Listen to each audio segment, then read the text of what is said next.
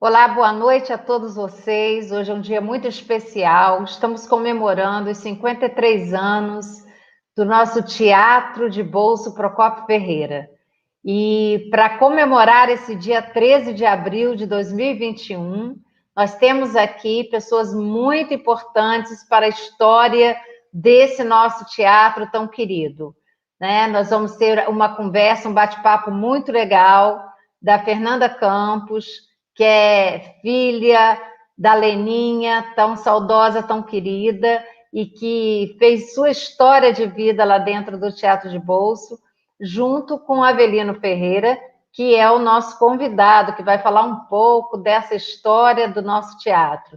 Só que antes disso, eu vou convidar para abrir esse dia de aniversário, de comemoração do Teatro de Bolso, nós vamos convidar a nossa presidente da Fundação Cultural, jornalista Oswaldo Lima, que vai falar um pouquinho para vocês dos nossos projetos para o Teatro de Bolso. Com você, auxiliadora. Boa noite, obrigado, Kátia. Obrigado a todos vocês que estão aqui conosco, né, nesse encontro em que a gente está hoje comemorando os 53 anos do nosso Teatro de Bolso, né? E aí eu gostaria de começar falando um pouquinho, lembrando o Pablo Milanês, né, em que ele diz que a história é um carro alegre, cheio de um povo contente, que atropela indiferente todo aquele que a negue. E o Teatro de Bolso faz parte da história da cidade de Campos dos Goytacazes, faz parte da história cultural, né, da nossa cidade. E esse teatro ele fica em um lugar muito especial aqui em Campos, né? Às margens do nosso querido Rio Paraíba do Sul.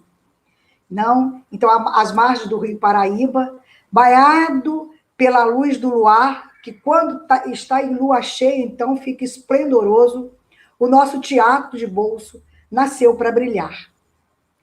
Há 53 anos, erguia-se o mágico templo do teatro em Campos dos Goytacazes. Inaugurado no dia 13 de 1968, ele é fruto da postura reivindicatória dos artistas da época, que, bastante atuantes na causa, ansiavam por uma casa de espetáculos onde pudessem mostrar ao povo a força da arte local.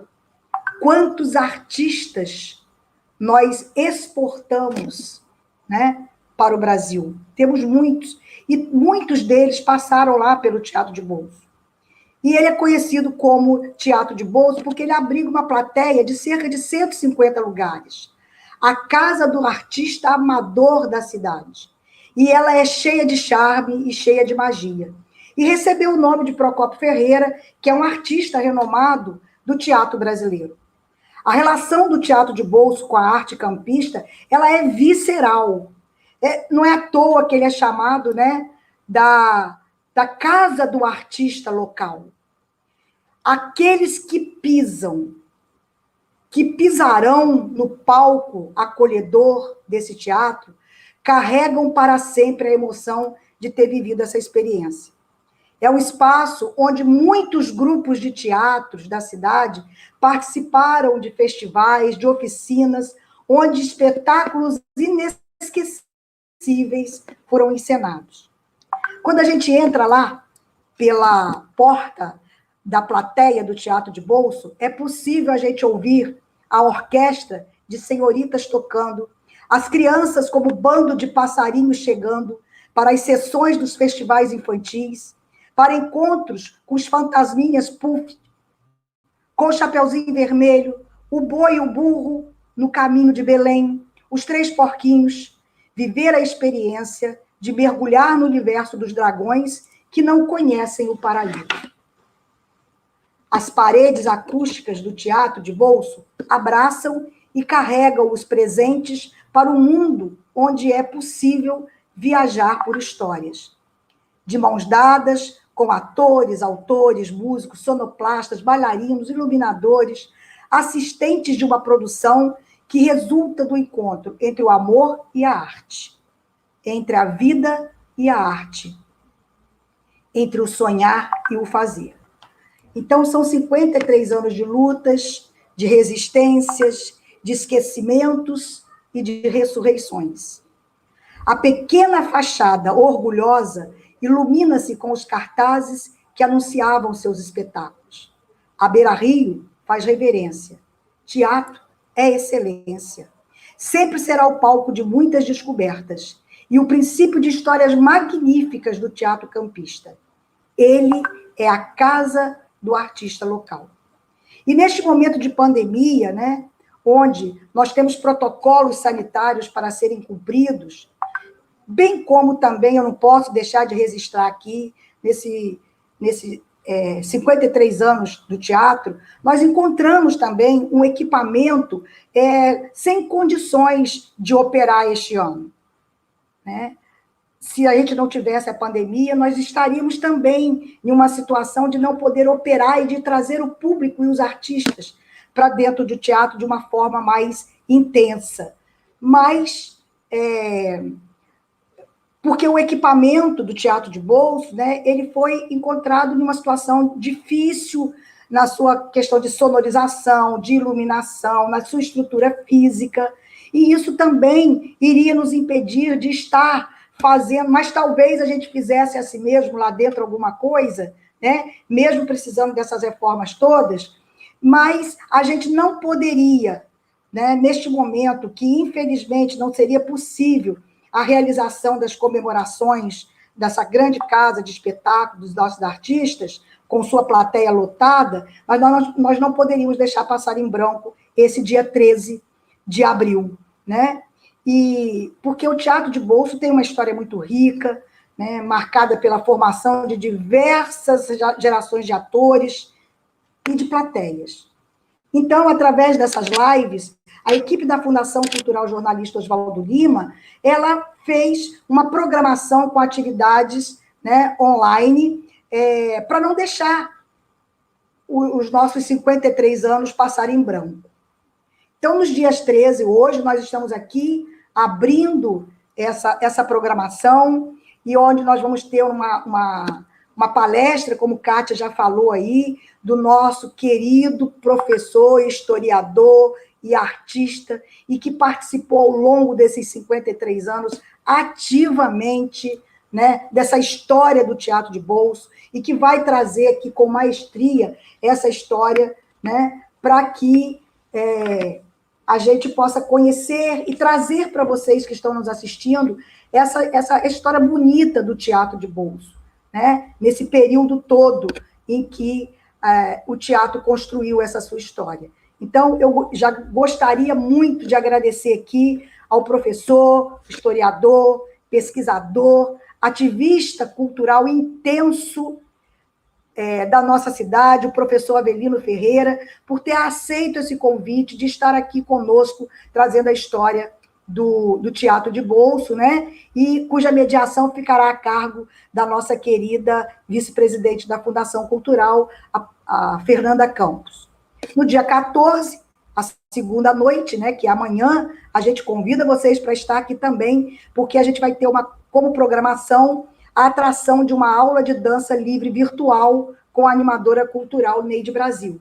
E no dia 15, uma mesa redonda virtual, que vai falar da importância do curso livre de teatro, que começou lá no Teatro Procópio Ferreira, em 2009, né, encerrando, então, a agenda, onde artistas, hoje, e que passaram pelo curso livre de teatro, irão estar colocando a importância desse curso livre de teatro na vida deles.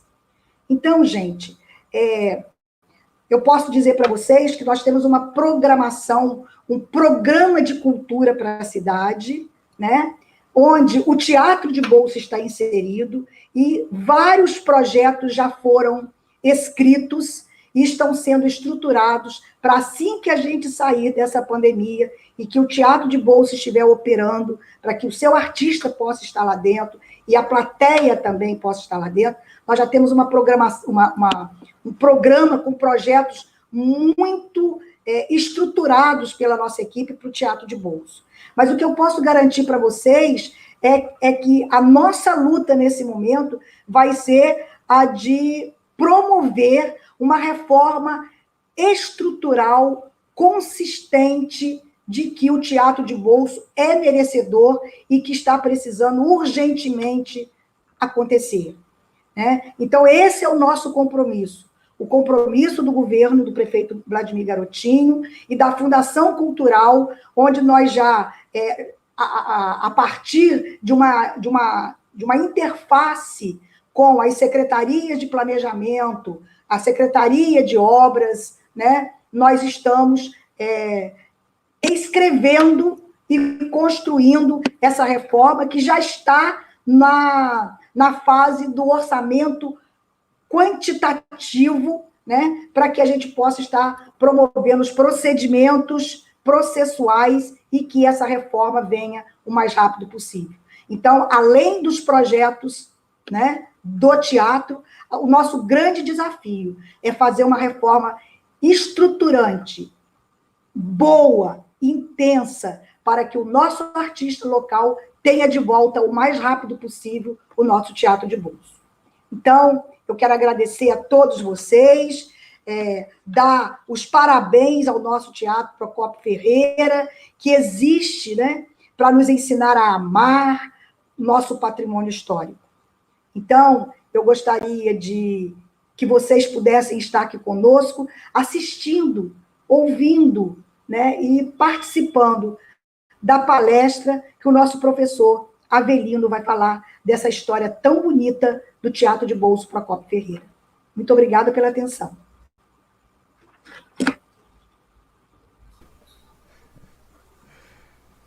Muito bom, auxiliadora. Deixa eu abrir aqui, acho que agora foi. Muito obrigada por suas palavras, por essa abertura. E agora vamos falar sobre o aniversário do nosso Teatro de Bolso, né? Esse espaço de tanta importância, de tantos significados para todos nós, artistas da cidade, para todos nós amadores da cidade, esse espaço, né? O teatro, esse teatrinho tão significativo. E para isso, né, ninguém melhor do que você, Ferreira, poeta, escritor, filósofo, professor, né, e agora que se aventura nesse mundo virtual. Eu vou deixar que você direcione, que você diga por onde você quer começar, porque a história é grande, é vasta, né, apesar de ter feito parte da minha vida, né, durante toda a minha vida, né, o teatro de bolso, mas ninguém com mais propriedade do que vocês que viveram todo esse tempo. Então, Ferreira, boa noite, e a palavra está com você. Obrigado, auxiliadora, pelo convite, a você, Fernanda, a Neuzinha da Hora, nossa irmã, e a Kátia Macabu, que fez a apresentação. São pessoas que a gente já se conhece e tem uma amizade há muitos anos. E você que nasceu praticamente dentro do teatro, né? Quer dizer, então, a história, você se confunde com a história do teatro, porque sua mãe começou ali com 15 anos de idade, né? A minha melhor amiga, Maria Helena Gomes. E é importante, eu acho, essa transmissão, porque poucas vezes se comemorou, foram poucas vezes, o aniversário do teatro e da Arta, né, que também é no dia 13 de abril, com a galhardia merecida. Agora, infelizmente, como a auxiliadora falou, nós não podemos fazer ao vivo, né, com a plateia cheia, né, com os 3 dias, né, para repetir o ato da inauguração, com 3 dias de eventos e outras pessoas que pudessem também presencialmente, né, falar a vivência deles no teatro. Principalmente os dois mais importantes, vamos dizer, a partir da inauguração do teatro. Antes nós tivemos muita gente importante, mas os dois mais importantes foi o Horácio de Campos Soares e o Winston Churchill Rangel, né? Esses dois no momento mais difícil do Brasil, né, que foi na época do AI-5, em 68, né, no final de 68, eles sofreram muito, né, por serem desobedientes às regras estabelecidas, inclusive pela própria ARTA, né, a diretoria da ARTA de então. Mas vamos começar pelo começo. Os artistas, na década de 50, eram sempre da classe média e da classe alta, que fazia teatro em Campos, com aquelas inserções de pessoas de muito talento que eram que eram mais pobres, vamos dizer assim, né? Então era um teatro estilo dramalhão, antigo, não estava vivendo os novos tempos que ocorriam no mundo e no Rio de Janeiro e São Paulo, do teatro universitário, do teatro opinião, né?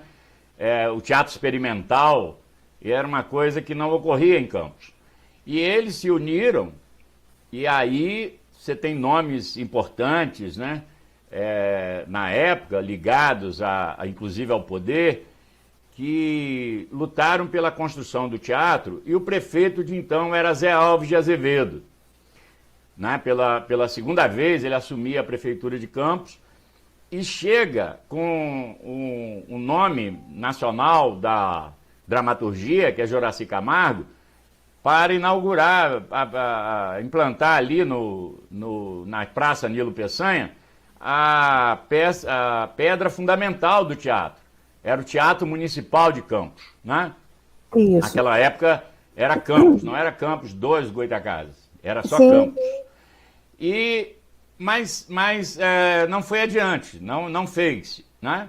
A pedra foi colocada ali no que a gente chama de Jardim São Benedito, né, que é a Praça Nilo Peçanha, em 1960, né?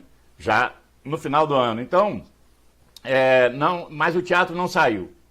Quer dizer, então já havia um desejo dos artistas da cidade, um movimento para que se instituísse, para que se construísse, criasse um espaço de apresentações para esses artistas, né? Isso, Fernanda, porque a auxiliadora, Kátia, né, que é do teatro também, Neuzinha, que está nos ouvindo, e as pessoas. Isso porque o teatro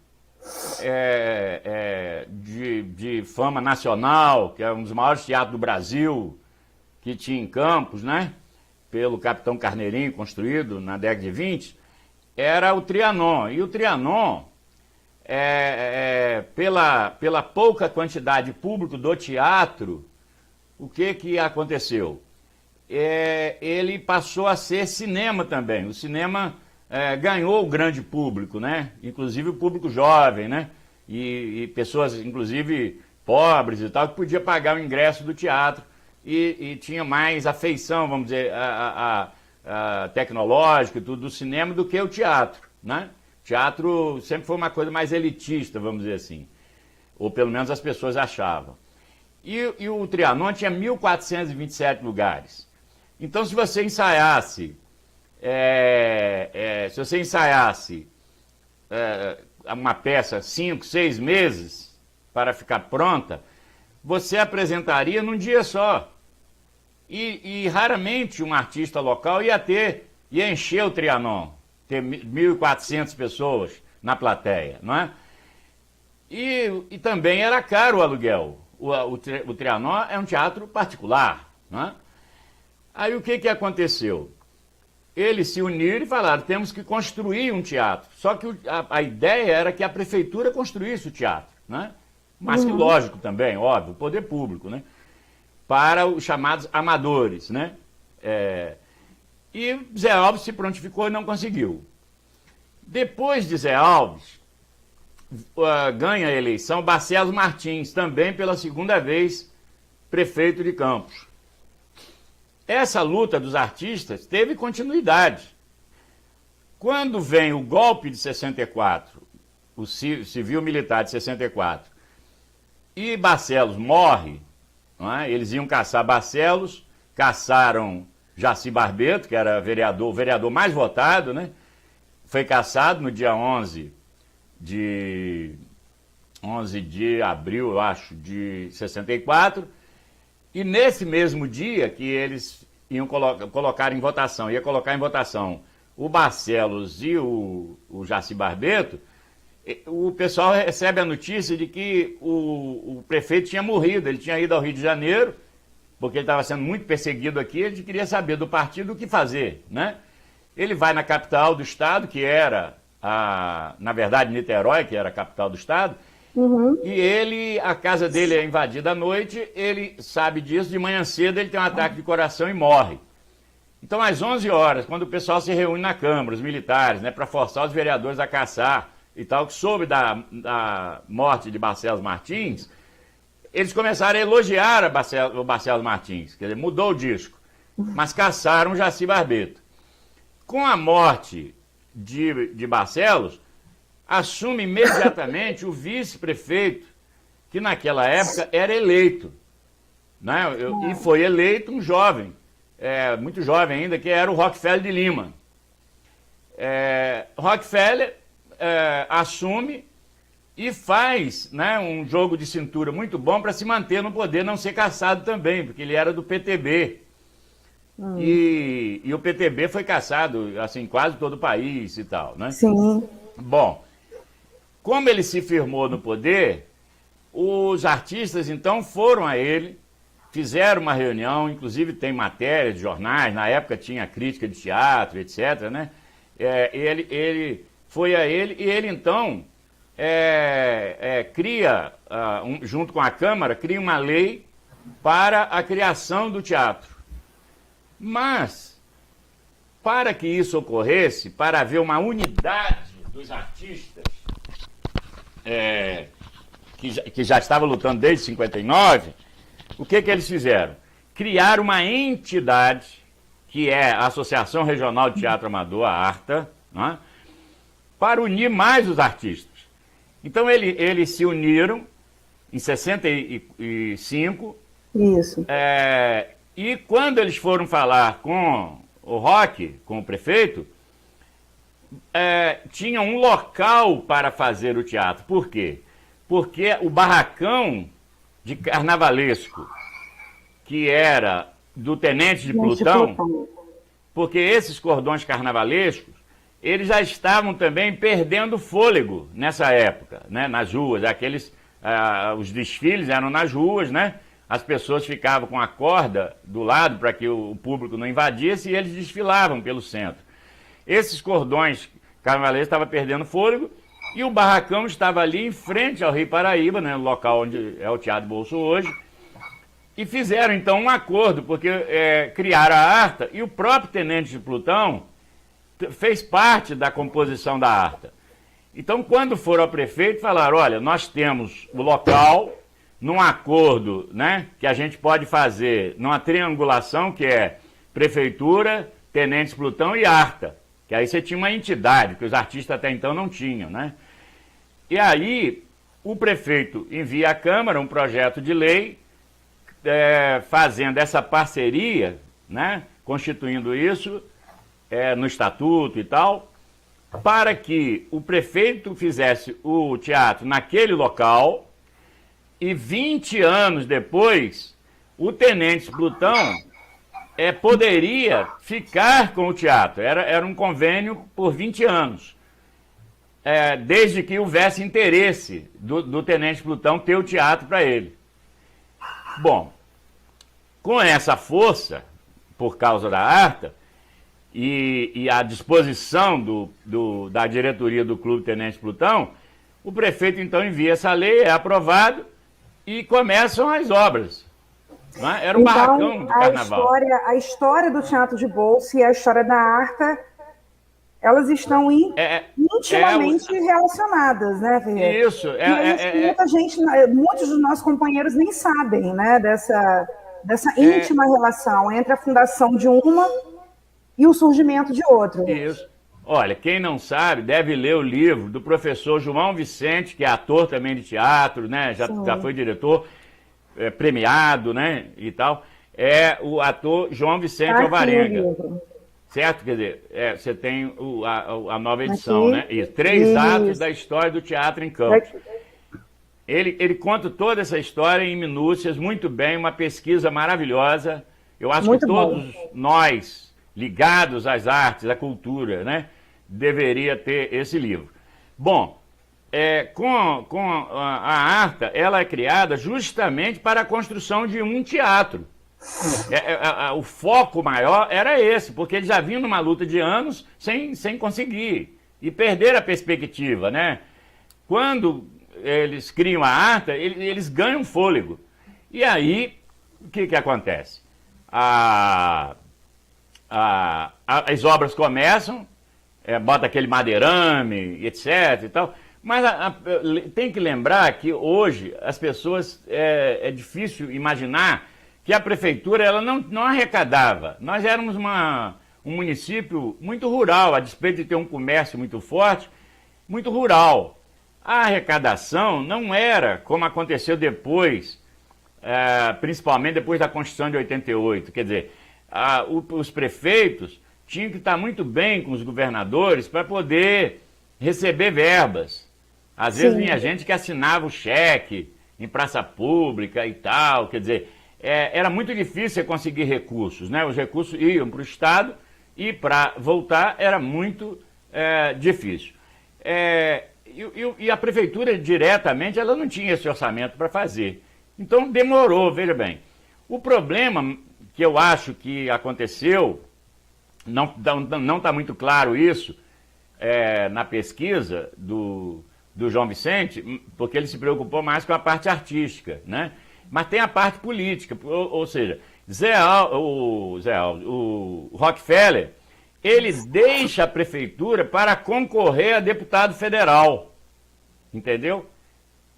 E acabou se elegendo. Então, assume o presidente da Câmara, que era Carlos Ferreira Peçanha, que era ligado a Zezé Barbosa, entendeu? Então, com essa transição de prefeitos, né, de entrada do Carlos Ferreira Peçanha, com a saída de Roque, e início da campanha em 66, as obras ficaram paralisadas. As obras não tiveram continuidade. Então, o que aconteceu? Zezé, que também era do PTB, né?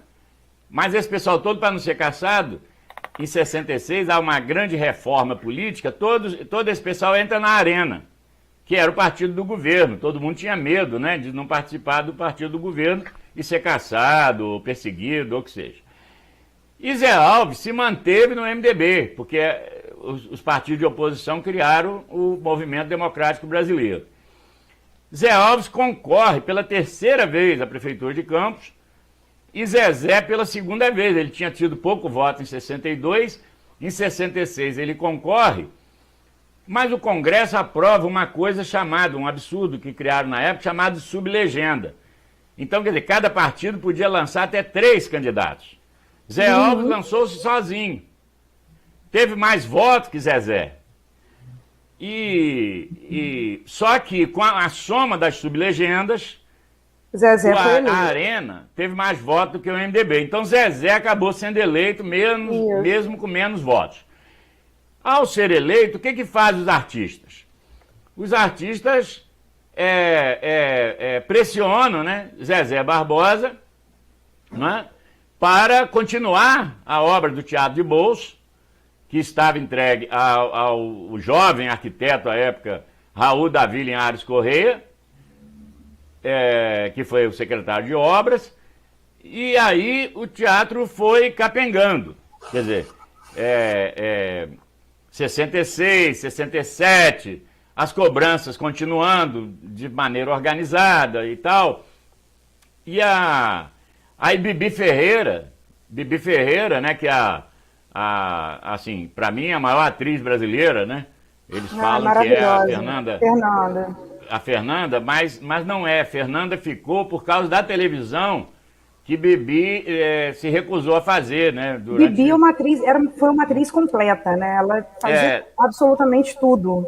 Né? Fazia tudo, e cantava e tal. E mas ela se recusou, ela até trabalhou, ela fez muito programa na época da Tupi e tal, mas depois ela abandonou essa coisa de televisão, ela ama o teatro, amava o teatro. E a Fernanda ficou famosa por causa da televisão, né, a nível nacional, até internacional, é uma excelente atriz, mas assim, para mim é Bibi. Bibi, então, esteve aqui, tem até fotos dela ali em frente ao barracão, né, aquelas madeiras, aquele madeirame que tinha ali cercando a obra e tal, para dar o apoio moral, né, para os artistas, né, e tal. Você vê o peso que tinha a arte e os artistas daquela época na sociedade. Bom, finalmente, em 68, quer dizer, isso começa, você vê que a Constituição começa em 65. Em 68, no dia 13 de abril, que é o que nós estamos falando agora, o teatro é inaugurado. Do jeito que a auxiliadora falou que encontrou o teatro, na verdade ele foi inaugurado, não tinha ar refrigerado e não tinha iluminação, né, adequada. Quer dizer, e nesse meio ainda, quer dizer, entre 65 e 68, um problema gravíssimo, porque o barracão do Tenente do Plutão, as leis não eram tão exigentes quanto depois, não tinha saída. Não tinha saída, quer dizer, você não tinha, você tinha só, a entrada era mesmo da saída, que era 15 de novembro de 35. O então, anexozinho que a gente hoje chama de entrada de serviço veio um pouco depois, né? Isso. A entrada da Gesteira Passos ali. Verdade. E o teatro, na época, ele foi feito com 210 lugares, 210 poltronas. Então, além disso, você tem a coxia, né? Você tem os fundos do teatro, né? Você tem a coxia. Então você precisava de adquirir o prédio que ficava na rua Gesteira Passos, a Gesteira Passos, aquela rua ali, que sai Gesteira na Boa Morte. Passos, isso. Na Gesteira Passos, você tinha que comprar o prédio que dava fundos para o Teatro de Bolso, quer dizer, para o barracão do Tenente do Plutão, para ter a ampliação do palco e a subida para os camarins. Senão não teria. E é uma saída também, né? Uma saída até de emergência aqui, também. Adriana, eu achei uma referência aqui no livro de João Vicente, quando ele fala da aquisição dessa, hoje, que a gente chama de entrada de serviço, essa entrada da Gesteira Passos, que aconteceu em 6 de abril de 68. Isso. Quer dizer, há uma semana da inauguração do teatro, houve uma rifa. Isso. Não, já estava acontecendo, entendeu, Fernanda? Estava acontecendo. Um movimento, né? Isso. Então as pessoas, aí houve rifa, ofereciam prêmios, etc. e tal. Eu sei que a Arta consegue o dinheiro e compra por, acho que 10 mil cruzeiros, quer dizer, é difícil colocar em moeda de hoje, né? Mas compra o prédio e que deu condição da entrada e ali para a saída, né? Quer dizer, a entrada dos artistas, etc. e tal, e deu também para a subida ali dos fundos do palco, né? Você sabe que tem até umas colunas ali, quer dizer, o palco ele não vai até o fundo, né? Ele tem umas colunas ali no meio, que era desse prédio. O fundo. Bom, então, com essa aquisição, o teatrinho ficou jóia, mesmo sem o ar refrigerado e a iluminação. Só que a pressão foi muito grande para inaugurar no dia 13, que era o dia da criação da Arta. Por isso que foi, quer dizer, primeiro pela pressa que os artistas tinham, já estavam lutando por isso desde muito tempo. Segundo, pela obra que demorava demais, desde 65, né? Já tinha 3 anos. E terceiro, porque havia essa questão do dia 13. A Arta foi criada no dia 13 de abril, então eles queriam inaugurar no dia 13. E aí foi inaugurado, mesmo com esses problemas, foi inaugurado. Inaugurado, ele passa a funcionar e foi o estertor. Quer dizer, foi um grande momento, mas foi já os estertores do pessoal antigo do teatro, certo? Porque surge, no ano anterior da Arta, em 64, eles fizeram um festival muito importante, o primeiro festival muito importante em Campos, que o movimento era bom, no Automóvel Clube Fluminense. E lá surge um cara que tinha cursado teatro, fora daqui, etc. e tal, e veio com novas ideias modernas, que era Horácio de Campos, que era um jovem, não é? Que se envolveu primeiro, né, nos bastidores, para entrar era difícil, né, naqueles grupos, e ele resolveu, nesse festival, apresentar uma peça de Silvino Lopes, que falava sobre negros de periferia, pobre, fulminado, e ele, já com essa ideia revolucionária, levou um público pobre também para assistir, né? A uma plateia de pessoas da periferia. Né? Levou porrada de cego, porque a mídia, na época, tinha crítica de teatro permanente. Né? E o próprio Hervé, que assinava RV, né? Ele bateu muito em Horácio. Né?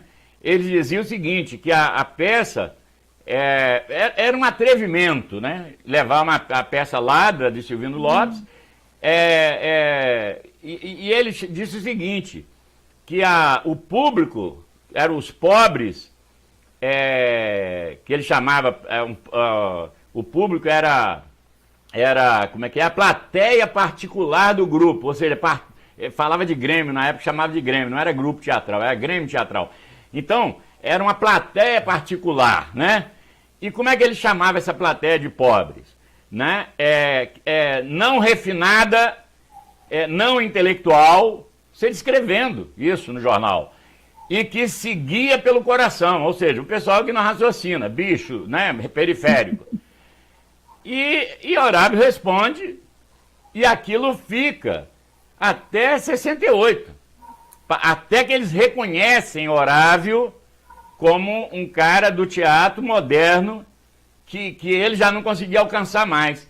Então, quando elege a primeira diretoria do teatro, com o pessoal da antiga, né, que era Fernando Zé Gomes, né, que eu acho que vocês conhecem, Kátia conhece, que tem mais idade que você, a auxiliadora também, ele tinha jornal, né, um cara famoso aqui em Campos, Fernando Zé Gomes, Hervé Salgado, né, que todo mundo conhece, obviamente, Aloysio Barroso, que era artista e era da prefeitura, também escrevia, Antônia Leitão, né, foi a única mulher na diretoria, José Amado Henriques, também, que é outro cara famoso, e Eli Borges, que era só figuraço, tá certo? A própria Antônia Leitão, que não é dessa elite financeira, econômica e tal, mas Antônia Leitão era um nome, assim, importante não, na cidade, não só no teatro. Essa diretoria assume e depois, na segunda vez, a mulher de Fernando Zé Gomes passa a ser presidente, a Tércia Gomes, que eram do teatro. Então, quando acontece 68, a inauguração do teatro, eles nunca mais foram nada, porque Horácio assume com essas novas ideias de um teatro experimental, de levar as pessoas para o teatro, né? Abrir o teatro para o povo, né? Porque ele era muito amigo de Prata Tavares, que também é um dos fundadores da Arta, junto com ele e tantos outros. Eram 16 fundadores e 87 sócios. Inclusive, li a Miriam Aquino Cruz e tal, que participavam. E o Prata Tavares tem uma frase que é fundamental para nós do teatro, que é bom que auxiliadores estejam nos ouvindo para entender isso. O teatro é a maior fonte de desenvolvimento cultural de um povo. Essa palavra de Prata Tavares, entendeu?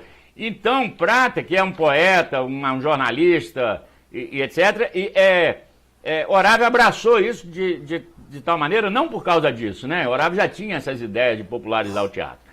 E ao mesmo tempo, surge o primeiro grupo, vamos dizer, que peitou a ditadura, que foi o Persona de Winston Churchill, nessa mesma época. Então, o pessoal mais antigo foi se retirando. E ficaram até com bronca de Horácio, muitos com bronca do próprio Churchill. Por quê? Porque eles faziam peças sem aqueles atos normais, né? Primeiro ato, segundo ato, terceiro ato, e mudava cenário, fazia aquela coisa naturalista, né, do teatro, da composição cênica real. Você falava no armário, tinha que ter o armário, na mesa tinha que ter a mesa. E Horácio usava objetos cênicos, assim como o Xuxo, né?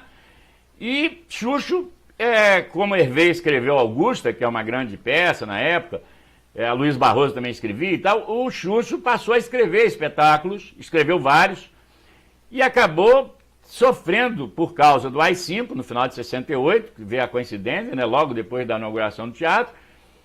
O teatro começou a sofrer uma censura enorme e todas as peças de Xuxo foram proibidas. Não só censurada, ela foi proibida. E eles exigiam a censura até para peça infantil. Então o movimento de teatro cresce, mas ao mesmo tempo, com essa nova gente, né, com esse novo pessoal, e é o afastamento do anterior, mas ele cresce no meio de assim, em meio o que permeava era um medo muito grande. O que faz Horácio? Horácio vai e cria o Teatro Escola de Cultura Dramática. Aí é que entra Maria Helena Gomes, não é? Aí já na década de 70, né, Veneno? Não, foi final dos anos 60. Isso, porque o grupo Persona, ele foi anterior, ele era um grupo que estava preocupado em política. Então, o Fernando Zé Gomes tinha debates depois do espetáculo, né, que era uma cópia do que estava acontecendo no Rio de Janeiro, em São Paulo. Sim, nos debates... Eu me refiro ao Teatro Escola de Cultura Dramática, ele ganha peso, ele ganha corpo no começo da década de 70. Sim, exatamente. Que é quando minha mãe, né, e não só ela, né, não só Lena, mas Félix Carneiro, muitos outros nomes, né? Porque existia esse movimento lá no Sesc, com a Tânia Peçanha. Existia esse movimento lá no Sesc e não tinha. A escola, quer dizer, ela existia, mas não tinha esse nome. Foi criado essa escola. Então, existe um interregno aí, onde ela é criada estatutariamente, né, o Teatro Escola de Cultura Dramática. Mas já existia esse movimento que começa no Sesc e vai parar no Teatro de Bolso. Então, o teatro, ele fervilhava. O próprio Capi, né, que foi, né, até crítico, porque ele foi o único expulso da escola, do Teatro Escola, né, quer dizer, que não podia. Isso é uma crítica que ele sempre fez ao Horácio, porque se o estatuto proibia, né, igual a música de Caetano, é proibido proibir, como que ele foi colocado para fora. Mas aí você tinha Tânia, como você falou, Felinho, o João Vicente, você tinha a Marisa Almeida, tantos nomes, quase todos os nomes que surgiram, inclusive alguns estão aí, do Teatro Escola, de Cultura Dramática. E o Xuxo teve que dar uma parada, porque tudo dele era proibido. Todas as peças de Xuxo foram proibidas, até peça infantil foi proibida de Xuxo, né? Bom, o teatro, então, ele tem uma queda, com esse medo todo, esse pavor, etc e tal, o teatro tem uma queda. E aí é uma campanha da classe média de Campos, né, contra os artistas. Porque as pessoas, o teatro universitário, o teatro estudantil, da onde nasce o experimentalismo, né, as pessoas estudavam, as pessoas mais pobres, elas estudavam à noite, trabalhavam de dia e estudavam à noite. Então só podia ensaiar depois das 10 da noite. Isso que as pessoas não entendiam. Até hoje muita gente não quer entender. Então você chegava no teatro 10h30, 10h40 para ensaiar. E os ônibus só circulavam até meia-noite. Então muitas vezes as pessoas dormiam no teatro. Então o que fazia a mídia e a opinião, vamos dizer, pública, né? A classe média e tal? Que ali só tinha puta, viado, maconheiro, drogado, e etc e tal. Quer dizer, o teatro ganha uma fama ruim, os artistas, aliás, ganham uma fama ruim, justamente porque atuava à noite. Quer dizer, quando todo mundo ia para casa do trabalho e tudo mais, saía da escola para o trabalho, as pessoas ensaiavam. Mas que hora que teria para ensaiar? Mesmo hoje, né? Não tem como, você tem que ensaiar até de madrugada. E aí o teatro teve uma queda muito grande, inclusive de público, né? Horácio pegou o Teatro Escola, viajou muito, né, com o grupo, né, e tal, criou um grupo jogral, etc. e tal, e apresentou em vários municípios do estado, com o projeto Mobral, etc. Acho que era o Mobral, não me lembro agora bem. Era o Mobral. Isso. Então, o teatro foi perdendo público e não tinha também, até então, olha só, anos depois, um ar-condicionado, os artistas não tinham dinheiro para fazer manutenção do teatro e tal. Aí chega em 76, né, que o Teatro Escola acaba em 75, certo? Chega em 76, o teatro fechado, né? Não tinha condição de funcionamento e tal. Os diretores da ARTA resolvem doar o teatro para a prefeitura. Isso foi um embate que durou algum tempo e não para você doar um bem, você tem que ter 2/3, né, dos sócios aprovando a doação. Você não pode pegar, né, qualquer um e doar um bem de uma entidade. E ali era um bem, um patrimônio valiosíssimo. Só que só reunia 9 pessoas. Fizeram uma assembleia, 2 assembleias, né? E tal. Aí um dia eles estavam resolvidos realmente a entregar, e dos 9, só o Horácio que era contra. Né? Na ata, que eu tenho um livro de ata, então o Horácio era contra. Prata Tavares, Epson Freitas, esse pessoal todo era a favor de entregar o teatro para a prefeitura. Zezé, já no final de governo, 76, aceita, né? Porque eles fazem uma ata na calada da noite e devolve o teatro apenas com 8 assinaturas, o que é absurdo, entrega o teatro de maneira ilegal, sacana, entrega o teatro para a prefeitura, Zezé aceita o teatro e tal. Bom, e mantém fechado. Assume Raul Linhares. Em 76, Raul Linhares ganha a eleição. Novamente Zé Alves, certo?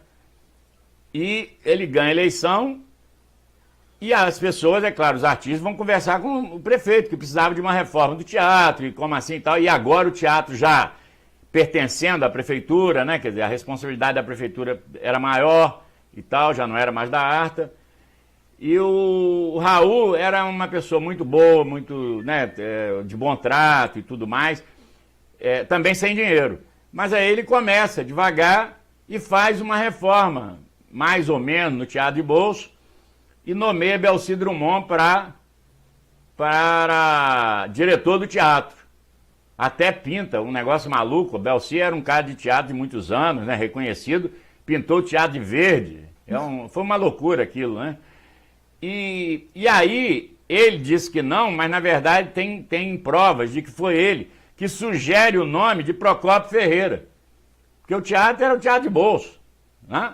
E se tivesse que dar um nome, seria um nome nosso, né? Foi sugerido, inclusive, Múcio da Paixão, mas Múcio da Paixão já tinha o Teatro do Sesc, então poderia ser um outro nome. Mas nós temos nomes importantes no teatro, na história de mais de 150 anos de teatro que nós temos. Aí ele sugere Procópio Ferreira e os artistas foram contra, mas mesmo assim a Câmara aprova e virou, a partir de 79, né, foi o ano que você nasceu, não é isso? Isso. Torna-se Procópio Ferreira, né? Teatro de Bolso Procópio Ferreira. Só que Belci era aquele cara da antiga, que eu falei para você, os da antiga foram embora, não mais participaram. Aí o que aconteceu? Belci manteve como da prefeitura, como diretor, ele deu uma porrada em Felinho uma vez, né? E aquilo deu um bafafá tremendo, e Prata Tavares pediu ao prefeito, tem que tirar esse cara. Aí tirou Belci. Mas ele já tinha proibido o garotinho de ensaiar ali. Tá certo? Quer dizer, porque... E o movimento teatral era efervescente, né? Começou a ser, não é? Nesse momento, Fernanda, começa a efervescência, só começa. Mas há um emperramento justamente porque o teatro está como está hoje. Uhum. Né? Desde que Ilse e Arnaldo assumiram ali, o teatro foi burocratizado. E nós não conseguimos reverter essa situação. Ou seja, os artistas chegavam de qualquer lugar.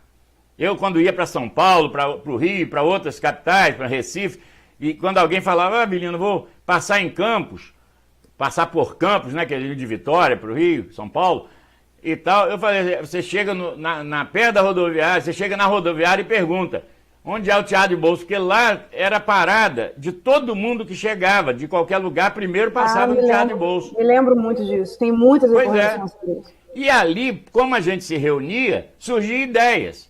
Surgindo ideias, que você troca com outras pessoas que pensam diferente e tal, surgem os grupos, tá certo? E aí é onde eu entro. Quer dizer, o Belci sai, mas o teatro fica fechado. O problema é que Zezé ganha em 82 a eleição de novo e o teatro fechado, tá certo? Porque nunca fizeram uma grande reforma. Quem fez uma grande reforma ali foi só Garotinho em 91, certo? Em 91, ele fez, assim, internamente, ele fez uma reforma estrutural. Sim. Que o Auxiliador está sonhando em fazer, tomara que faça. Mas quem fez isso foi Garotinho em 91. Então, quer dizer, o teatro estava fechado, e aí essa efervescência, porque tinha o Festival de Música no Sesc, e as pessoas querendo fazer teatro, e oravam no Sesc, né, que dava um movimento tremendo no Sesc, o Sesc pequeno e tal. Então, a gente, sem espaço, a gente começou a brigar, e aí a gente faz o seguinte, reativa a Arta, com Prata Tavares e Horado, que eram fundadores, e comigo, que era, vamos dizer, naquele momento, um expoente sei lá, eu não sei o que é que me considerava, mas me considerava que quem ia levar porrada era Avelino Ferreira, então botou ele na frente, e aí nós fizemos uma eleição, eu fui eleito, e olha a chapa que foi eleita, eu presidente, Garotinho vice, Leonice secretária, Rosinha vice-secretária, que eram dois, Leninha tesoureira e Dedé na vice-tesouraria. Gente, essa turma é uma turma da melhor qualidade, era uma coisa... Pois é, então você vê. E no Conselho Fiscal, Horávio. Prata só atuou na reestruturação da ata, mas ele depois não participou mais. Então, o que aconteceu? Você me conhece, quer dizer, eu peguei e falei, vamos fazer alguma coisa. E você conhece Garotinho também, nós não éramos nada, na verdade, ele é radialista, eu sou jornalista e tal. Então, a gente chegava ali, o teatro fechado. Aí, o que nós fizemos? Chegamos, a porta de trás era de madeira, nós arrombamos a porta do teatro. Eu me lembro que a gente ia correndo, atravessando a rua, porque a rua é estreita, a Gesteira Passo. A gente ia do outro lado, ia correndo, metia os dois pés na porta, uma vez, duas vezes, três vezes, eu e Garotinho, e arrebentamos e entramos no teatro. Zezé ficou muito pé da vida e chama a polícia. A guarda municipal já estava muito incipiente, aquele pessoal que vestia uma farda verde, já era um pessoal mais antigo e tal, não dava para se envolver. Quando Zezé chama a polícia, claro, né, você está arrombando um prédio público, né, o Brizola tinha sido eleito governador, não ia jamais colocar polícia contra artista. Então ele ficou sem pai nem mãe, ele foi obrigado a aceitar a gente, a engolir a gente. Foi difícil, porque nós éramos um sapo gigantesco para ele engolir. Mas ele fez o seguinte, botou Newton Silva, que era um radialista, que até já morreu, falou, então tá bem, eu fico com a administração, com o Newton Silva, e vocês dirigem o teatro, né, assim, tal. Tem que lembrar que na época não tinha essa coisa de diretor de teatro, com cargo, né? Não ganhava nada, não ganhava nada. Aí ficamos ali as duas administrações, mas não funciona, isso é óbvio, né? Aí o que aconteceu? O pau cantava sempre, e batia muito no prefeito e tal, e brigava com o Newton Silva, e permanente, até que Zezé desiste. Ou seja, não tinha condições de nos segurar. E aí nós passamos a administrar a Arta, volta a administrar o teatro, e aí abria. Nós tínhamos ensaios ali, 4 ensaios de peça ao mesmo tempo. Você sabe que as minhas primeiras memórias, porque criança não lembra de muita coisa, né? A gente não tem muitas memórias de infância. Mas as minhas primeiras memórias com teatro de bolso é justamente desse período. Né? Desse período, eu me lembro o layout que era desenhado ali atrás da administração, da entrada pela Gesteira Passos, dessa porta de madeira azul. Isso. Eu tenho todas essas memórias. Olha, tem várias pessoas assistindo a gente, seria interessante depois registrar essas pessoas que são muito importantes. A própria Cristina Lima, que porque foi eu não presidente consigo ter muito acesso aqui, mas assim, aparecem uns comentários aqui, Helene Moraes está aqui, Pois Cristina a Helene Lima, está falando, eu nem sabia, que ela tem 53 anos, que é o mesmo ano do teatro, e que poderia ser feito uma transmissão, essa live é coisa que eu não gosto, uma transmissão no Teatro de Bolso. Na verdade, nesse momento, infelizmente, né, não dá para fazer, mas é interessante. E Lene é uma pessoa maravilhosa, né? É uma carioca que abraçou Sem Campos dúvidas. e ama Campos, né? Eu sou fã. Excelente. E minha amiga. Então, aí o que acontece? O teatro explode de tal maneira que nós, e eu pela toda a minha desobediência, atrevimento e ousadia, né, que sempre tive, por isso que eu sou muito bom, né, sou arrogante, mas tudo que eu faço, eu me jogo por inteiro, né, e até parece para alguns até de maneira irresponsável, quando não é. Eu não tenho medo de nada e me lanço e me arrebento a maioria das vezes. Então, eu me lanço e faço um congresso pela ARTA, como presidente da ARTA, faço um congresso estadual de teatro em Campos. Desse congresso, que aí nós passamos a nos integrar à Federação de Teatro do Rio de Janeiro, que não existia desde 77, desde quando foi criada a federação. E aí falamos, nós vamos ao festival de 83, quando nós alargamos, quer dizer, era tanto grupo de teatro, tanta gente fazendo teatro, né? As peças de Garotinho faziam um sucesso tremendo, as peças de Dedé fez a primeira peça, Alguém Quer Comprar um Sonho, que eu inclusive participo, e quando saio da peça vou direto para o hospital, porque eles fizeram uma maquiagem mal feita e eu fiquei quase cego, né? Porque botaram um negócio lá, mas eu mesmo assim suportei porque eu tinha que fazer meu papel, então fazer como, né? Como Leninha também, uma vez, aí já foi no SESC, quase enforcada, né? E ela, para não estragar a cena, não gritou, não fez nada e tal, e quase que morre enforcada. Você sabe disso, né? Eu fiz até uma crônica, não encontro essa crônica. Quer dizer, o amor ao teatro é tão grande por parte de Lena, que era a cena final com Arthur Gomes, que ela quase morre para não estragar a cena, porque estava fechando-se a cortina. Foi Fã de Lis, eu acho que eles Fã de Lis, isso. Fã de Lis. E aí, eu não cheguei a esse ponto, mas eu também, terminei o espetáculo. Então, o espetáculo que abre o Teatro de Bolso para todo mundo foi Alguém Quer Comprar um Sonho, escrito por Dedé Mulatti, que fez um sucesso extraordinário. Depois veio Garotinho, fez um sucesso extraordinário com Precisa Acontecer Alguma Coisa. Depois, Brava Gente Brasileira, que até foi apresentado em outros lugares e tal. Mas aí depois ele se elege deputado, o Fernando Leite sai, a Rosinha e tal, quer dizer... Você sabe que no Brava Gente Brasileira ele morria, né? Não. Era um assassinato no bastidor, que ficava subentendido a morte, e eu sempre achava que ele tinha morrido de verdade. Mas você era muito criança também. Era, e eu sempre achava que ele tinha morrido de verdade. Então, o que acontece, né? Alguém está perguntando, João Guilherme, né? A arte ainda existe? Isso. A arte existe. A ARTA é uma entidade, então ela tem que ser reestruturada. Mas eu vou rapidinho chegar lá, porque nós já estamos passando o tempo. Olha só. A gente já está com 1 hora de live. Mas lembre-se que nós entramos com atraso também. Sim, eu tenho uns minutinhos, mas nesses minutinhos eu vou fazer.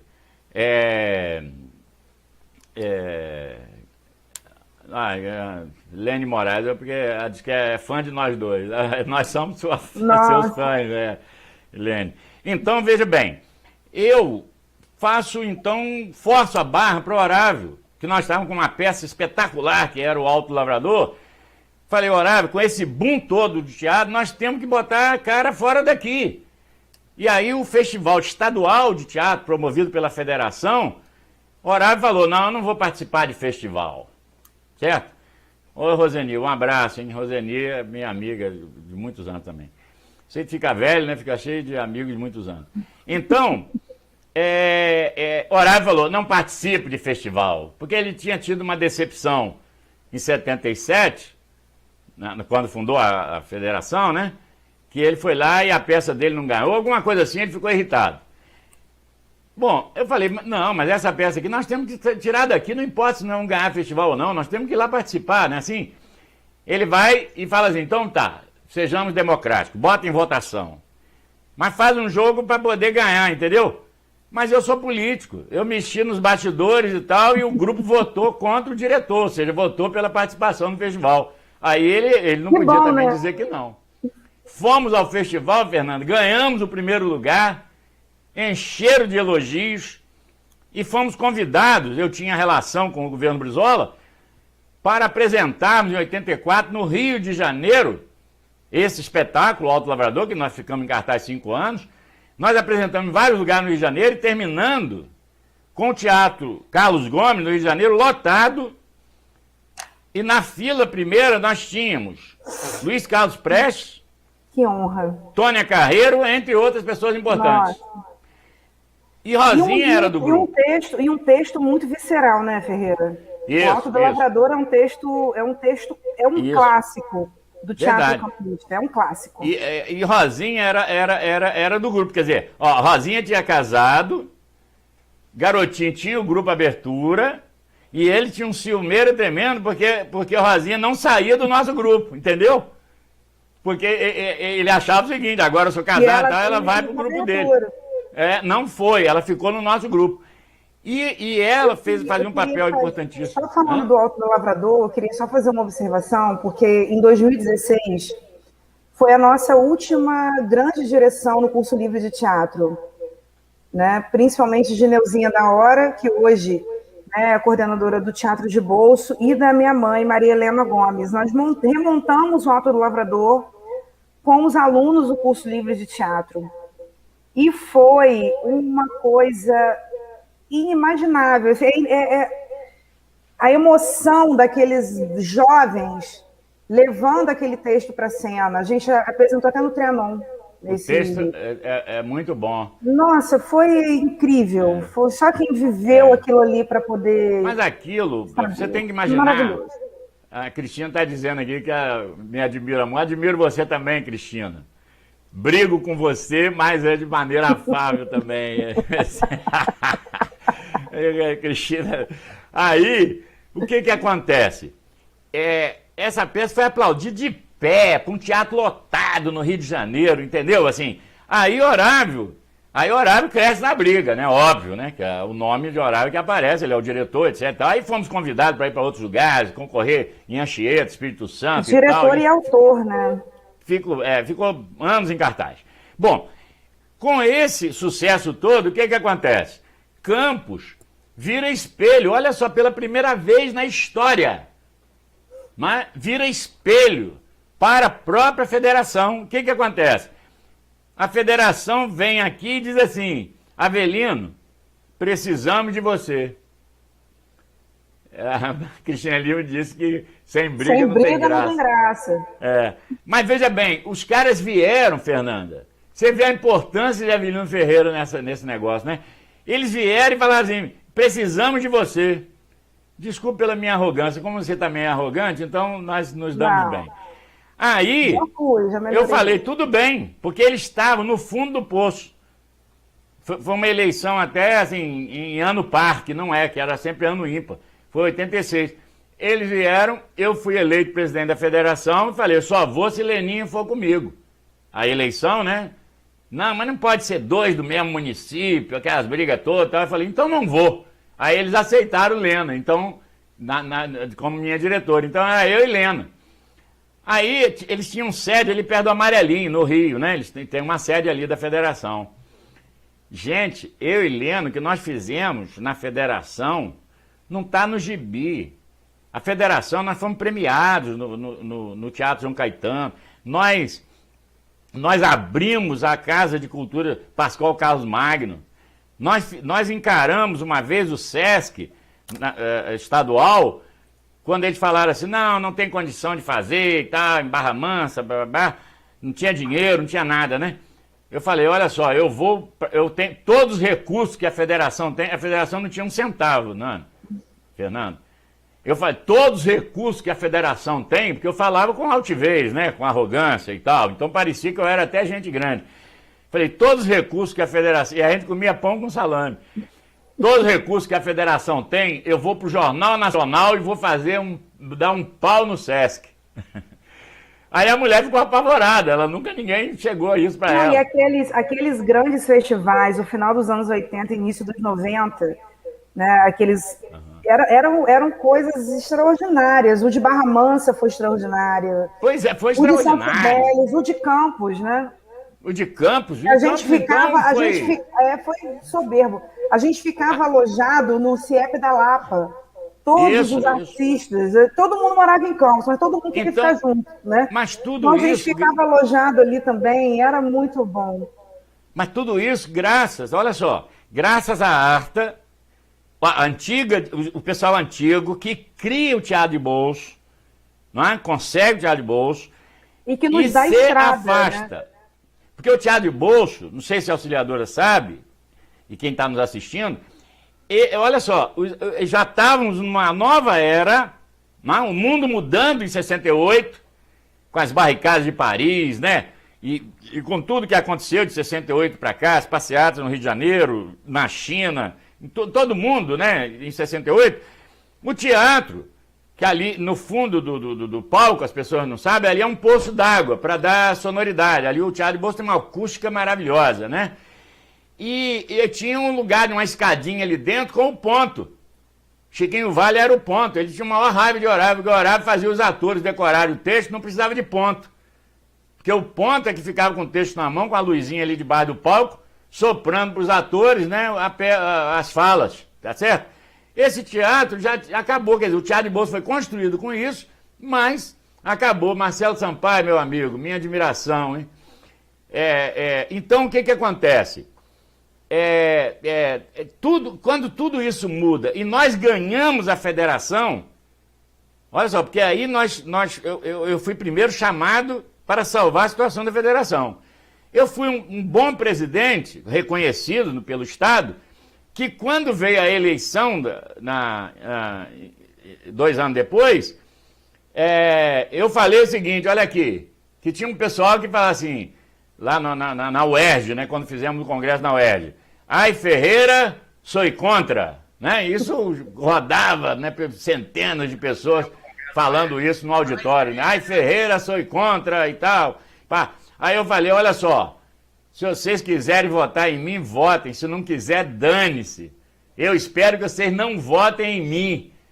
Mas mesmo assim votaram, por quê? Porque eu conduzi o processo e fazia andar e tal. Então o que aconteceu? Eu fui eleito por mais 2 anos, fizemos um festival em São Fidélis, eu carregando luminária dentro de ônibus, olha que loucura, pegando no Inacem.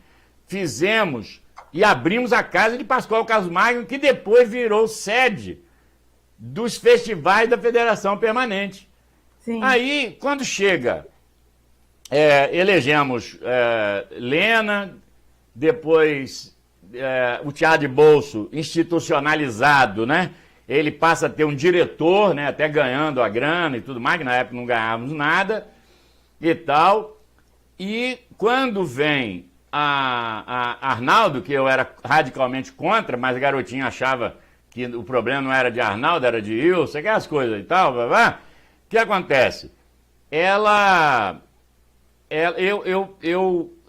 Na inauguração do Trianon, né, graças à garotinha nós temos um Trianon, né, que se não fosse ele brigou com o Bradesco, brigou com o Meio Mundo e tal, e estamos lá, tá? Eu, Cristina Lima, que é a presidente da fundação, Hervé Salgado, né, ainda vivo, nós estamos ali na pedra fundamental do Trianon, e garotinho, vou fazer o Trianon. Infelizmente não teve dinheiro para fazer o projeto de Niemeyer.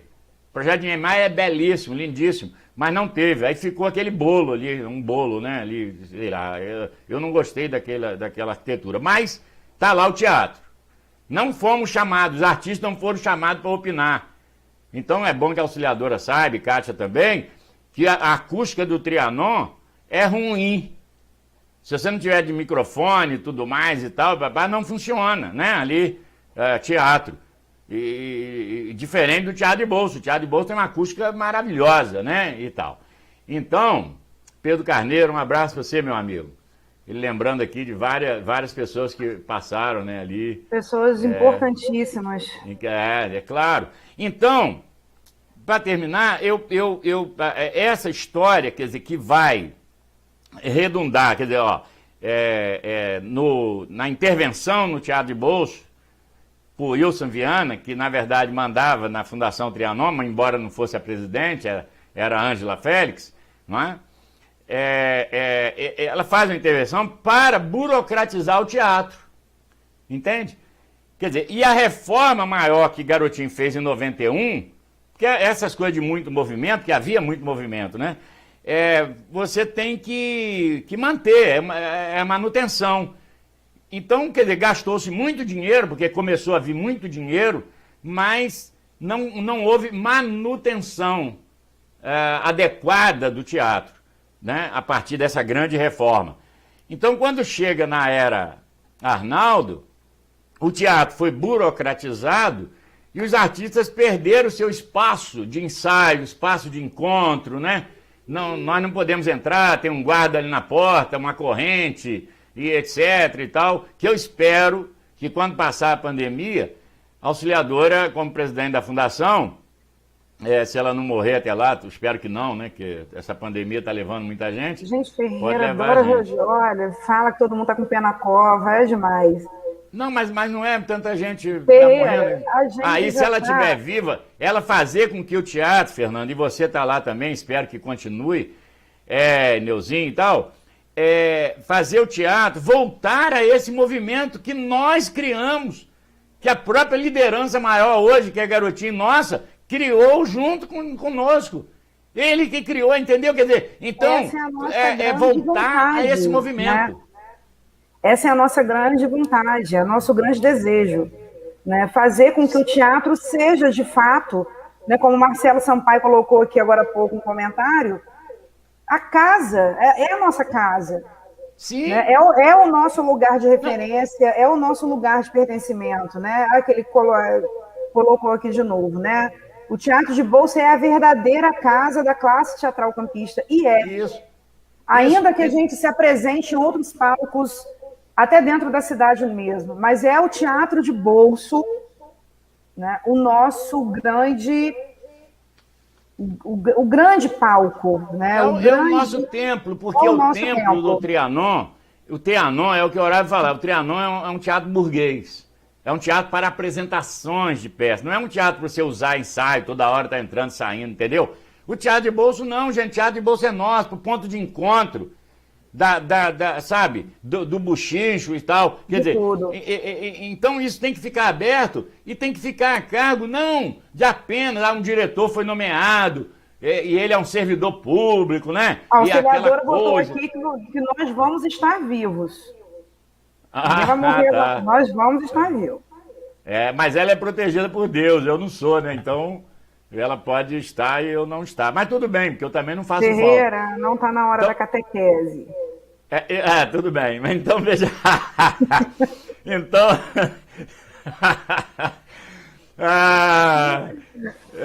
eu estava o quê na Chapeuzinho Eu acho que é Vermelho? Catiana. Eu acho que é Catiana Rodrigues. A primeira peça que ela assistiu foi na escola, Chapeuzinho Vermelho. Você era o Lobo Mal. Você não teve uma história dessa, que você fez um Lobo Mal? Eu já fiz Lobo Mal, mas eu tava sempre... O que eu fazia, assim, né, e tal. E muito sucesso.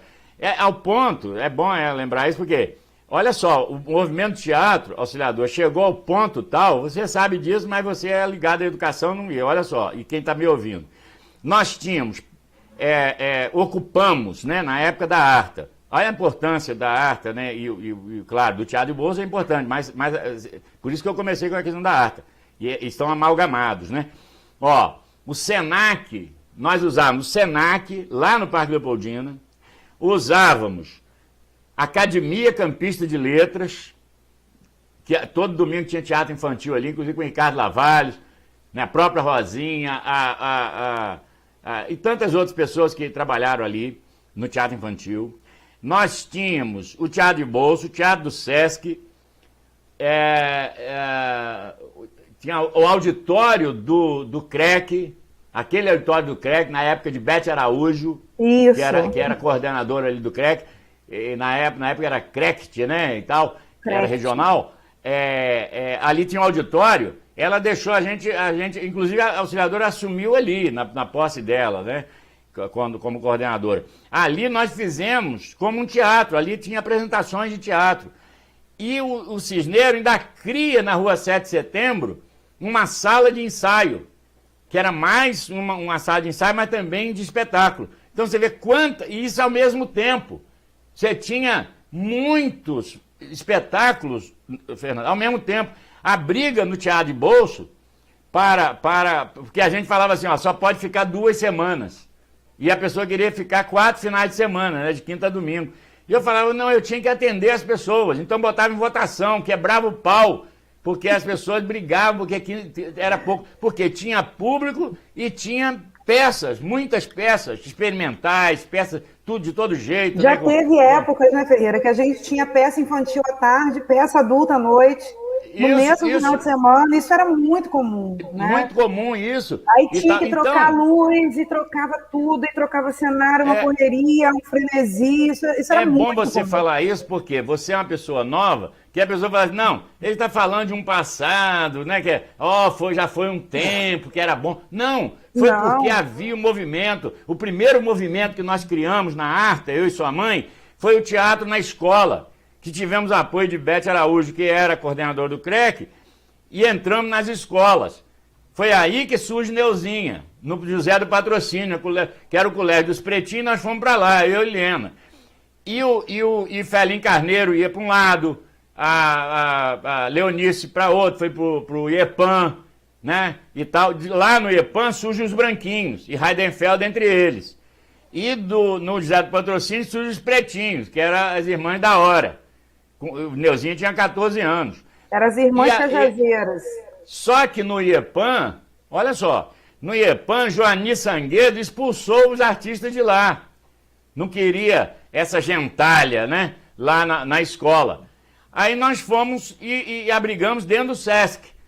E montamos, inclusive, um espetáculo, nós apresentamos, em confidência, né, de Cecília Meirelles, nós apresentamos esse espetáculo com o pessoal do IEPAM, que eram os branquinhos, e o pessoal do Zé do Patrocínio, que eram os pretinhos do da hora.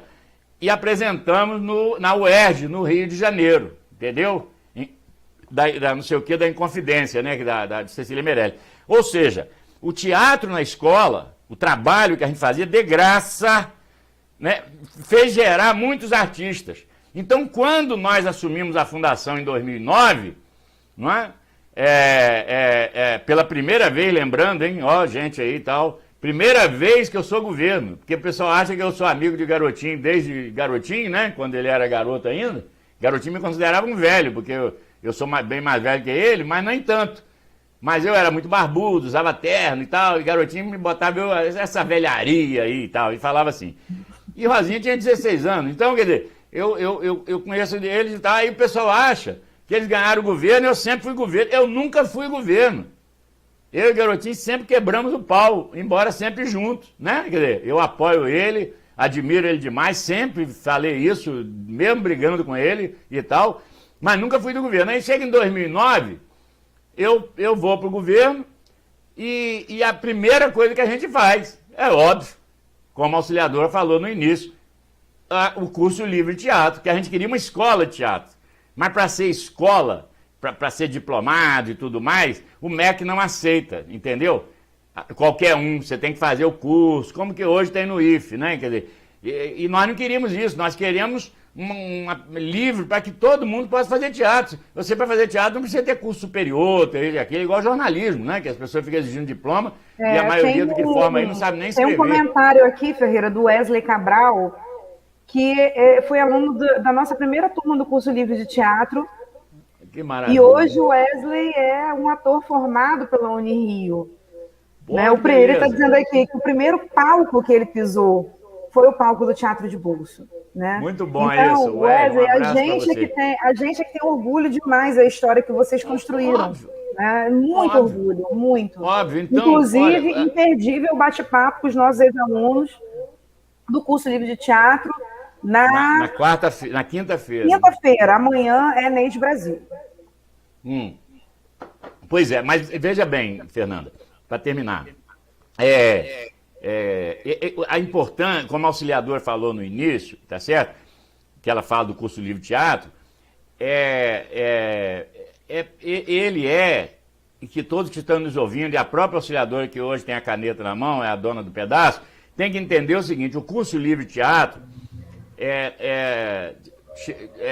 chegou num ponto que fala assim, não, eu preciso de alguns professores que nós não temos em Campos.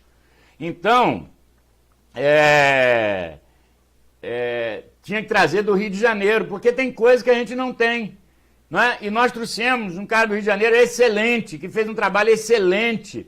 E junto com o Rodrigo Espinosa, quando nós fizemos Tribobó City, no Trianon, que lotamos o Trianon, foi algo fantástico e tal. Então, veja bem, quando você tem pessoas que amam o que fazem, nesse caso do teatro, que se entrega, como é o caso de Lena, da gente, começaram a surgir valores.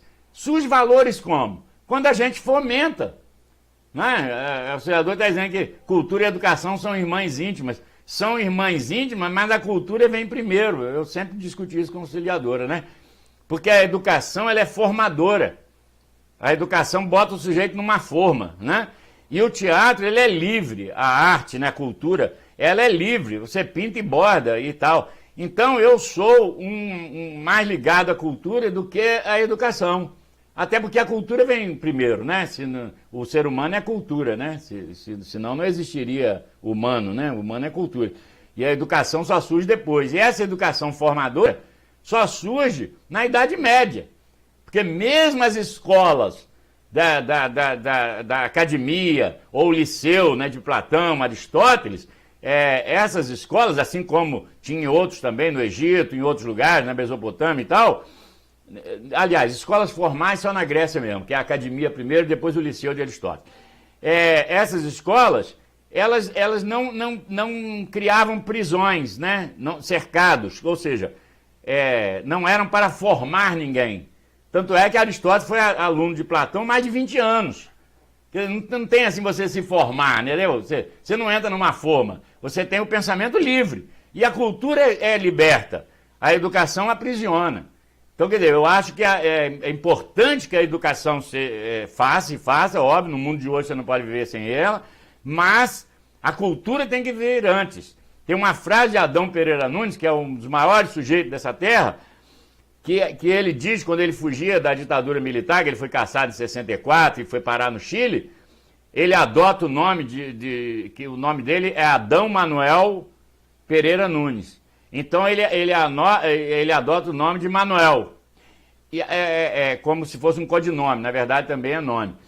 E ele escreve isso no do Planalto, né, quer dizer, de Brasília, às Cordilheiras, né, dos Andes, quer dizer, quando ele vai para o Chile.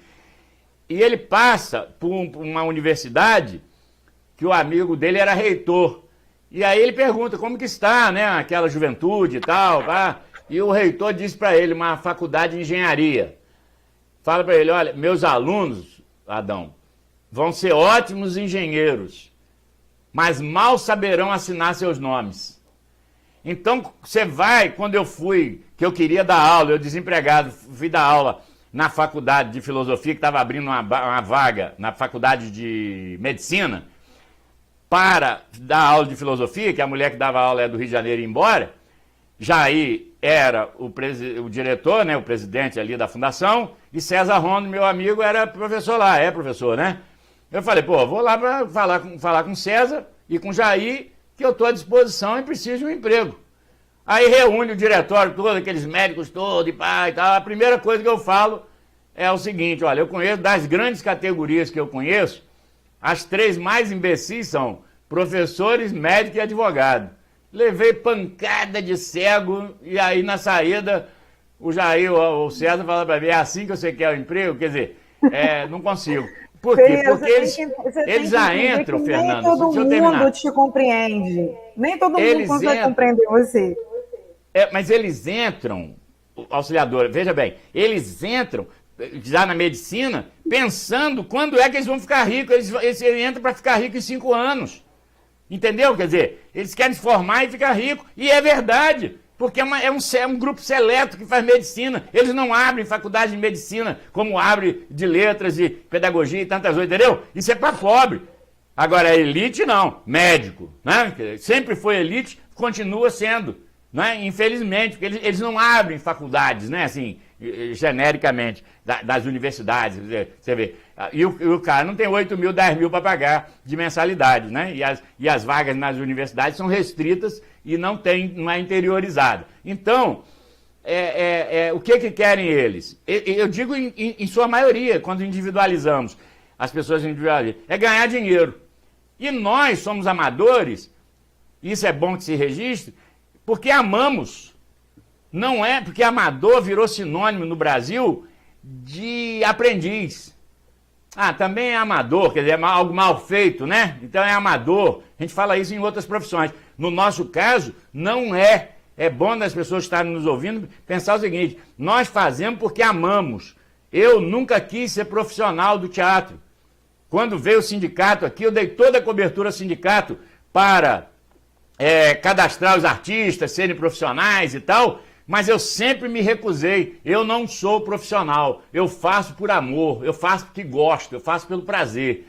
E Lenin é a mesma coisa, nunca profissionalizamos. Então, eu acho que nos 53 anos do teatro, para terminar isso que eu estou falando muito, é bom que se registre, né?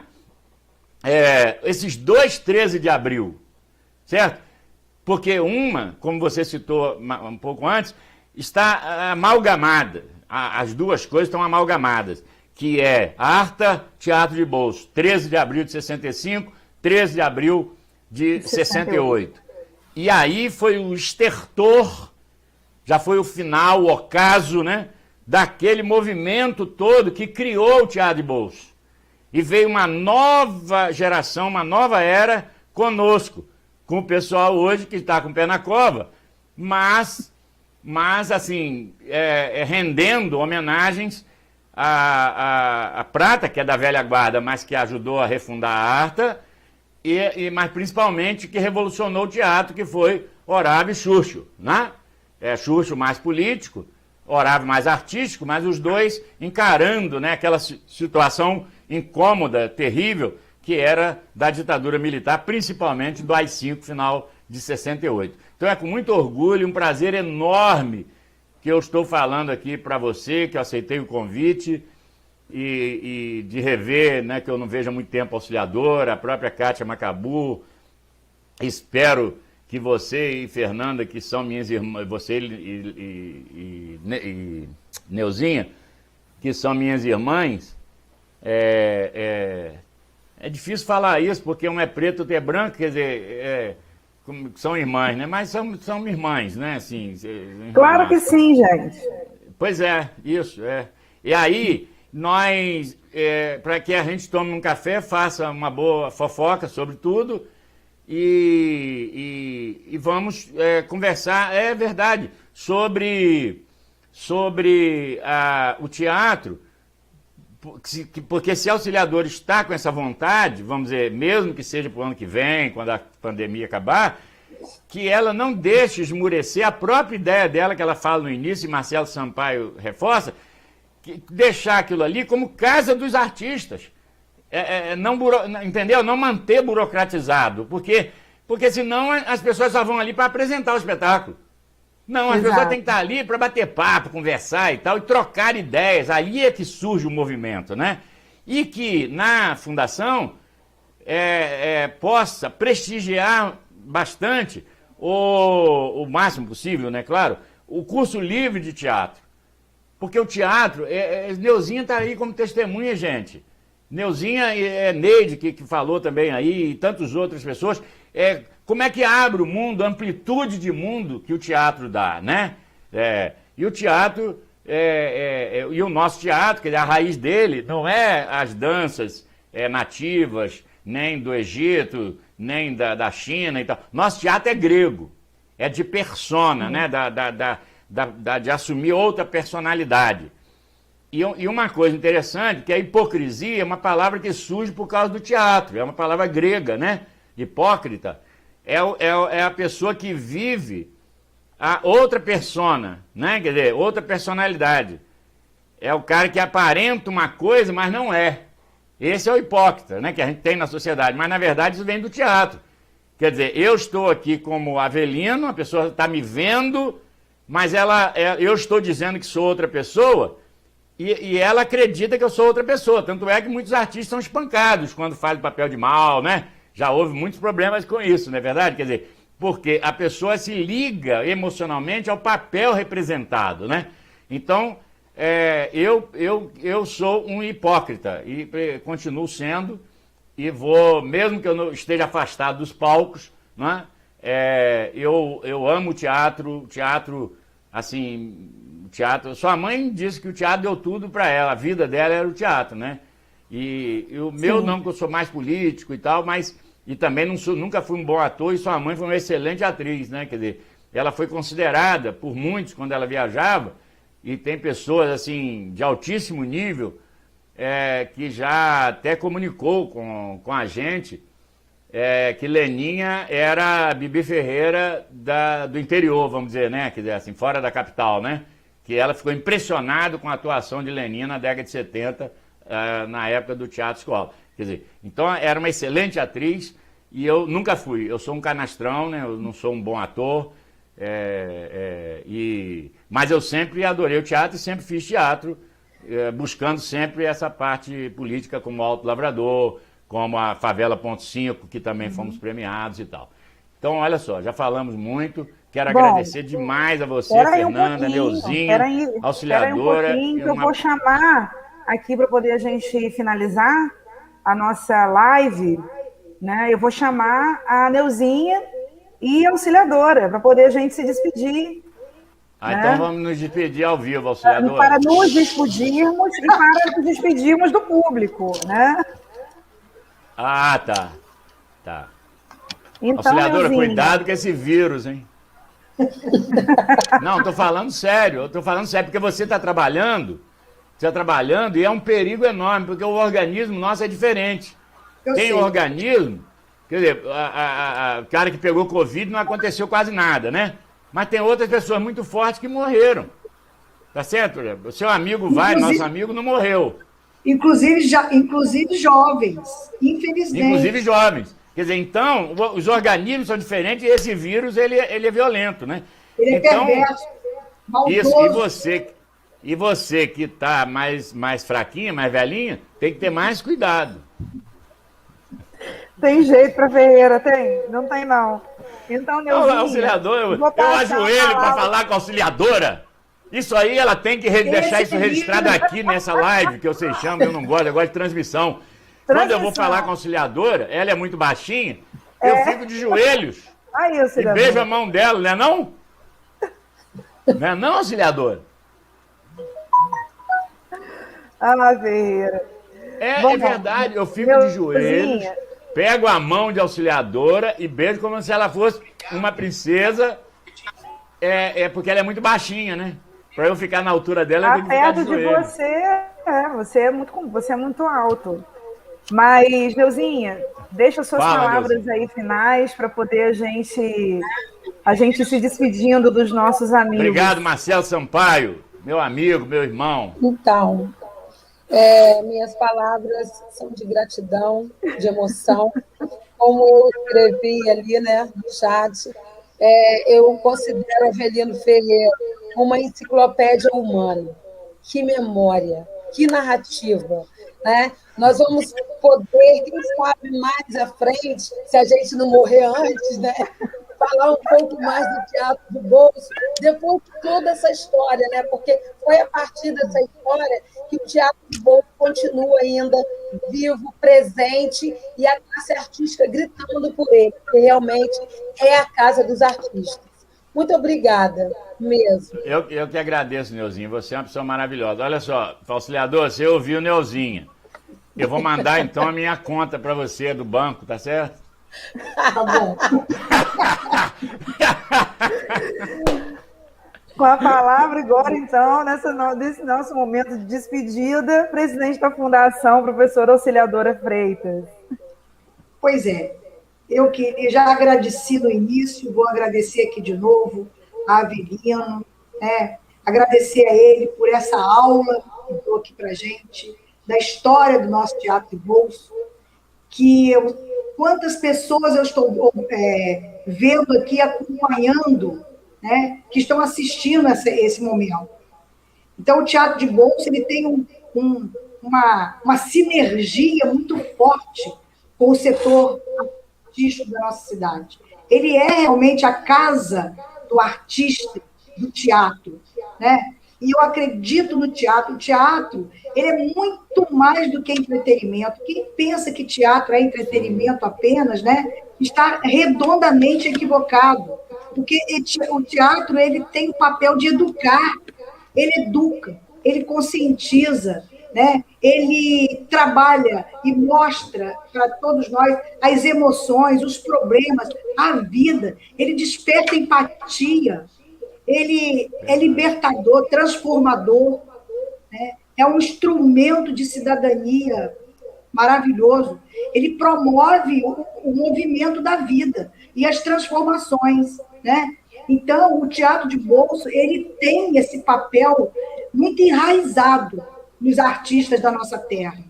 E a gente, Avelino, precisa juntar forças para que a gente lute e consiga fazer com que o teatro de bolso seja novamente entregue ao artista da nossa cidade para fazer uso dele, botar suas emoções, a sua forma de estar no mundo, de tá ouvindo, Eneuzinho? ver o mundo, o cognitivo das pessoas, as emoções das pessoas, para que ele possa borbulhar novamente, né? E nós sabemos, nós que somos ligados à cultura e à educação, sabemos que não é fácil. Não é fácil colocar a cultura no lugar dela. Não é fácil. Então, o que a gente precisa é de união. Porque, como você disse, eu também digo, eu estou nisso, que era muito melhor para mim estar na minha casa, sabe? Já estou aposentada, eu não quero mais nada mesmo da vida em termos materiais. Eu acho que eu quero só terminar a minha vida bem, né? Com saúde. Me deve um camarão em farol, né? Você sabe. Isso. Então, a gente que faz isso com paixão, por acreditar que são dois instrumentos de transformação, né? A gente se dedica. Então, a gente precisa, e eu costumo dizer aqui sempre, de união, juntar forças, sabe, Avelino? Quem ama a cultura e quem acredita nela, a cor partidária tem que ter a cultura. Óbvio, óbvio. Quem está ou quem não está no governo, no poder, é preciso que a gente se una. E a gente precisa de todos vocês para fazer o teatro de bolso novamente voltar o mais rápido possível. Estamos trabalhando muito para isso, já levantamos todas as demandas que lá está necessitando, já está encaminhada com a Secretaria de Obras, com a Secretaria de Planejamento, para que, assim que esse projeto estiver em nossas mãos, a gente ir em busca desse espaço de recuperação desse equipamento, que é tão importante para o teatro aqui da nossa cidade, para os artistas da nossa cidade. Então, nos ajudem. Temos projetos maravilhosos. Leninha já escreveu. Leninha. É porque quando eu vou falar em Fernanda, eu lembro de Leninha, sabe? Está presente. Assim, ela está aqui. Ela em essência. Ela está em essência. Eu sei que você é a dona do pedaço, mas você podia me dar só um instante, porque você sabe que nós não podemos, assim, fazer quase nada em torno do nome, que para mim é um dos maiores nomes das últimas décadas do teatro, que é Maria Helena Gomes. E ela deu um depoimento pequeno. Eu posso dizer para você, com certeza, não vai cansar as pessoas, nem você. Antes de você falar a palavra final, de ler o texto que João escreve, aliás, que ela entrega para João para colocar no livro dele, quando ele lança o livro lá na década de 80, o que Leninha diz, porque quando falo em Leninha eu me emociono. Você sabe que eu e Leninha nunca transamos, né? Nós já dormimos juntos. Não. Vocês eram irmãos mesmo. Nós não tínhamos nada. Entendeu? E nós viajávamos muito. E as pessoas até achavam que nós tínhamos casa, aquela coisa toda, gerava ciúme. Nunca. Eu estou falando sério, não tinha nenhum tipo de atração física por Lena. Lena é uma pessoa maravilhosa, assim, é algo fantástico. E era uma pessoa boníssima, né? Assim, uma pessoa boa, né? E eu até criticava ela por isso, porque tinha que praticar umas maldades e ela não praticava. Então, você me permite só ler esse texto dela, ela escrevendo. Eu me emocionei ao ler de novo, que eu pensei e esqueci. Olha só, auxiliador, e quem está nos ouvindo, né? Agora a Aline Sofé entrou aí. Eu não tinha ainda 15 anos. Minha saia de colégio era preguiada. Isso você se lembra bem, né? Óbvio, né? A blusa branca com emblema no bolso esquerdo. Evidente que eu não sabia, naquela época, o que era estar na direita ou esquerda. Coincidência apenas. Com muitas dúvidas na cabeça, mas buscando descobrir minhas inquietações, cheguei no teatro. Que ela lia a revista no fundão, na banca de jornal, entendeu? Ela lia esse negócio de teatro, ela gostava. No antigo teatro de bolso, território mais livre e soberano, principalmente dos despatriados. A minha primeira escola de teatro foi no Teatro Escola de Cultura Dramática, onde, com certeza, aprendi, ou melhor, formei todos os valores que hoje tenho como aprendizado de vida. Isso que você falou agora há pouco. Claro que com o teatro escola foi apenas o começo.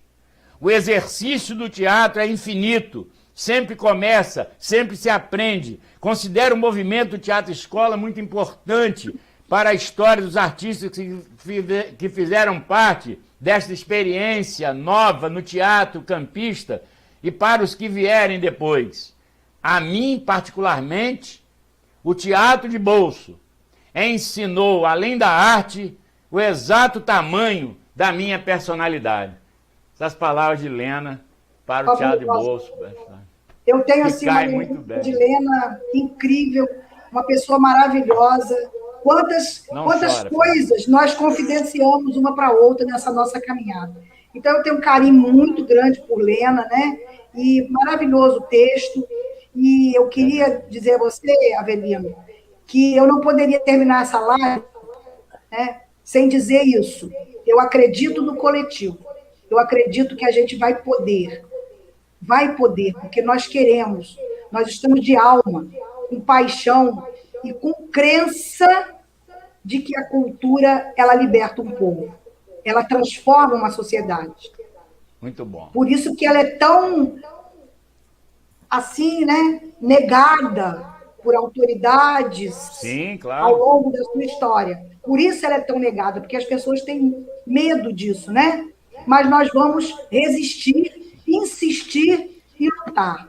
E eu gostaria de agradecer muito a você, a todos os artistas que estão aqui na live,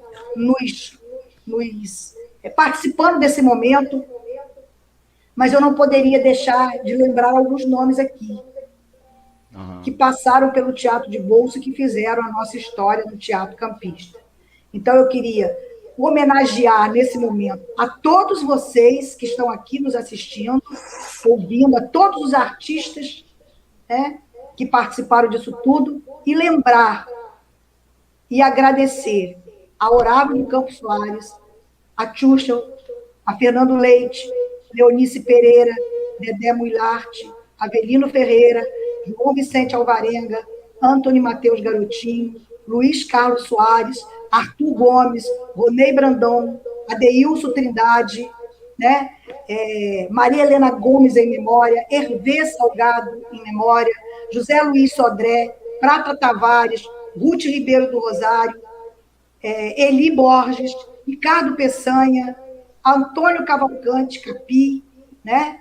Félix Carneiro, David Moreira, Manuel Madalena, Mário Júnior, Ana Bete Braga e Silva, Amauri dos Reis, Ricardo e Tito Miranda.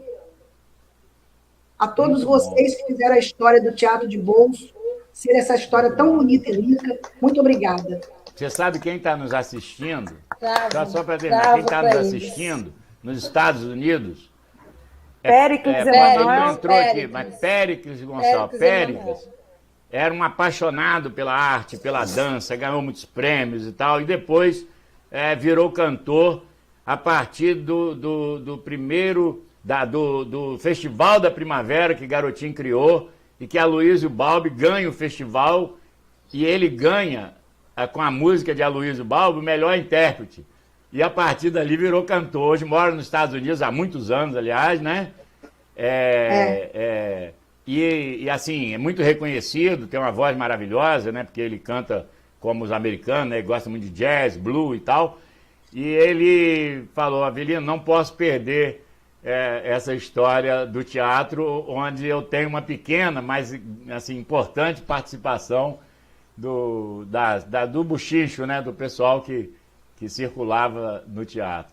Então, eu acho que vai ficar muito satisfeito com suas palavras, porque você é presidente da Fundação e está com essa disposição, né? E eu acredito nisso e acredito que vamos conseguir fazer o teatro ficar com os artistas, vamos dizer assim, ser mais aberto para os artistas na sua gestão. Tomara, estamos juntos, tá bom? Bom, gente... lembrar aqui do querido Fernando Rossi. Fernando Rossi, claro, Ricardo Lavalhos, muita gente, né?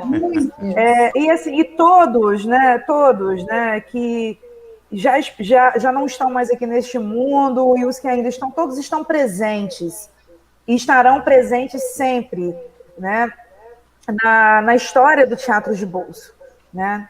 E eu quero muito agradecer, porque a disponibilidade de Ferreira, né, de ter discorrido sobre essa história que é tão íntima para mim, né? Afinal de contas, eu tenho 40, mas já tenho mais de 40, né? Faço 42 anos daqui a algum tempo, e é toda a minha história de vida. Eu pude rememorar tanta coisa, tantas emoções, tantas coisas boas e felizes e bonitas e de luta, porque a gente que é artista, a gente é forjado na luta, e a minha mãe me ensinou assim, né? E a gente tem que ser forjado na luta. E o Teatro de Bolso, né, é o nosso ponto de convergência, independente de quaisquer posições que nós todos, enquanto artistas, nós que estamos aqui nessa live, os nossos amigos que estão assistindo, o Teatro de Bolso o nosso grande ponto de sensibilidade. E é isso que nos move, né? O Teatro de Bolso é parte da minha vida.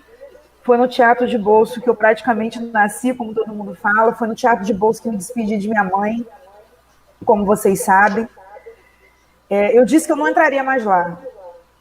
Quando eu me despedi de minha mãe, eu disse que eu não entraria mais lá. E eu fiquei muito tempo sem entrar lá, né? Inclusive deixando de prestigiar espetáculos de amigos meus, porque eu sabia que a questão da emoção calaria muito alto para mim. E hoje quis, né, as circunstâncias que nós estivéssemos aqui nesse momento. E é impossível a gente abandonar aquilo que a gente tanto ama, né? E o Teatro de Bolso é um grande amor, né? Antes de encerrar essa live, agradecendo mais uma vez a todos vocês, os que participaram, os nossos amigos, né, o nosso público.